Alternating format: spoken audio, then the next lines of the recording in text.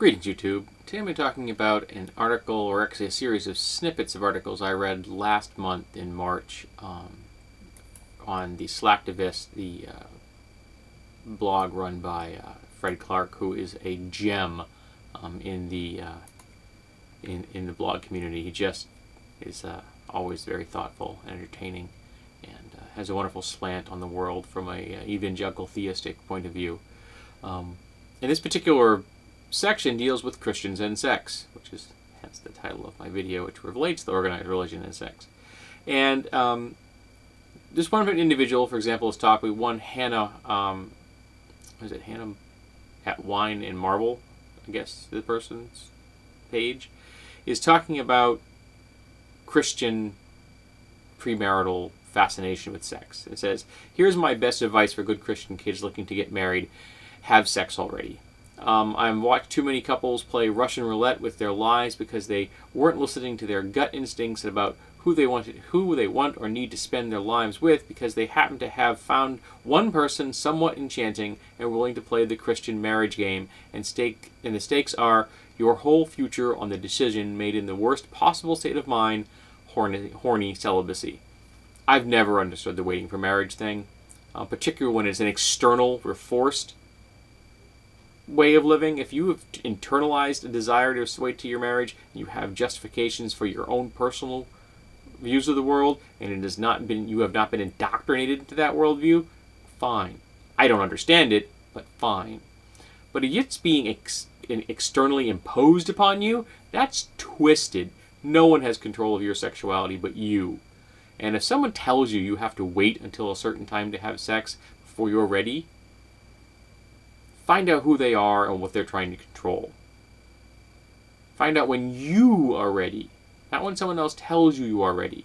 And if you are ready at 15, then you're ready at 15. Just make sure you're doing it in a safe and legal manner, like someone in the same age bracket, so they don't get arrested for statutory rape. And if you're not ready until you're 30, then you're not ready until you're 30. And that's okay. I know people who weren't ready until they were 32, and that's okay. But don't let someone else tell you how to lead your life. It's just twisted. And Fred suggests that they mail this to every youth minister in the entire world, and I think that's kind of funny. Then they're dealing about the transgression as addiction, religious and moral disapproval of perceived addiction to pornography, which is a wonderful article title. It found that on a whole, religious people are just as likely to view pornography as non-religious people. And as Fred Clark says, well, yeah, duh. Now, what's fascinating is this. The difference arose when it came to how they felt about their pornography viewing. God-fearing participants were much more likely to think they were addicted to porn than those that were not religious, even if they viewed the racy content only once. So, to the minds of some evangelical, socially conservative Christians, if you look at pornography one time, you are an addict. And what are they categorizing as pornography? Nudes? Depictions of people having sex? Masturbation? If you see someone masturbating, is that a sex act? Are you now addicted? Or does it have to be the really strange things that they don't like, that they consider to be taboo? The things that fall under the old sodomy laws, which still exist in the book some places in America, but have been proved unconstitutional in 2003 by the Supreme Court.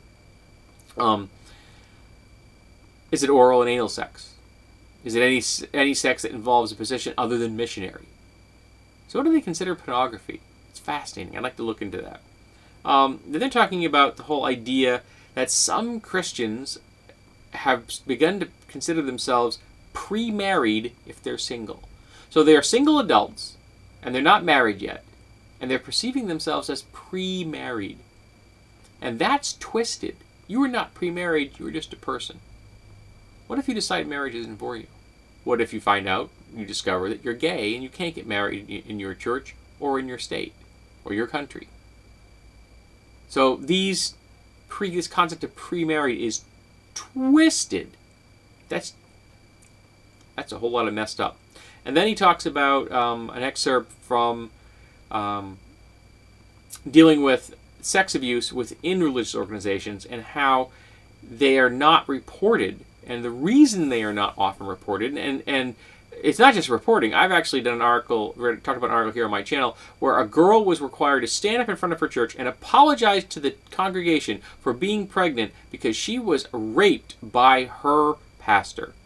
And because she got pregnant, she had to apologize because she had gotten pregnant outside the bounds of marriage, even though she was the victim of sexual assault. It didn't matter. Make her apologize. And that's twisted. Now the passage here is, why do some churches and Christian organizations seem to struggle with encouraging members to report the suspected abuse of a child? At the heart of the struggle is a fear that it is rooted in the need to self-protect. It's the fear of losing the quote-unquote good reputation of a ministry. It is the fear of losing ministry donors, and it is the fear of losing congregation members. It is the fear of losing a ministry altogether. All such fears are usually masked by a rationale that reporting of such abuse may damage the reputation of Christ. Damage the reputation of Christ. Do you see the great tragedy? It is the fear fueled by protecting self. This has nothing to do with Jesus. How can you harm the reputation of Christ? He would be disgusted with a church that hides the sexual abuse of children. Love thy God, love thy neighbor. That's it. That's all you got to do. And hiding sexual abuse is not loving your neighbor. It is not loving the community you're in. It's not loving your fellow man. Your neighbor is everyone. It is the children. It is your children. It is your neighbor's children. It is strangers. It is me. It's you. It's everyone. And yes, you can love the abuser. You can feel empathy, sympathy, and compassion for them and still want to have them brought to justice, arrested, charged, tried, and if found guilty, incarcerated. That doesn't mean you don't love them. It means you've realized that they are a danger to the community around you. And they need to be isolated until such a time as they have fulfilled their incarceration and have hopefully been treated and given therapy to help them deal with their problem. But the idea that you may somehow harm or damage the reputation of Christ is just bizarre. I'm not even Christian, I can tell you. Nothing you say or do about Christ is going to hurt him. Not sticking a crucifix in a jar of urine, not burning a cross, not destroying a church, not tearing every Bible up on the entire planet will harm Christ in any way. And the idea that you would hide the abuse of children because you might harm the reputation of Christ. It's mind-blowing, disturbing, and definitely not Christian.